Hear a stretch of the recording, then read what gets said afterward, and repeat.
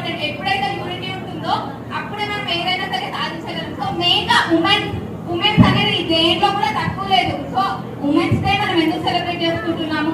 ప్రతి ఒక్క దాంట్లో కూడా ఈక్వల్ గా మనం రైట్ తీసుకున్నాం కాబట్టి దేంట్లో కూడా తగ్గకుండా ఇది ఇది ఇది ఇది అని నాట్ ఏదైనా సరే ప్రతిది కూడా మనం చెయ్యగలగాలి.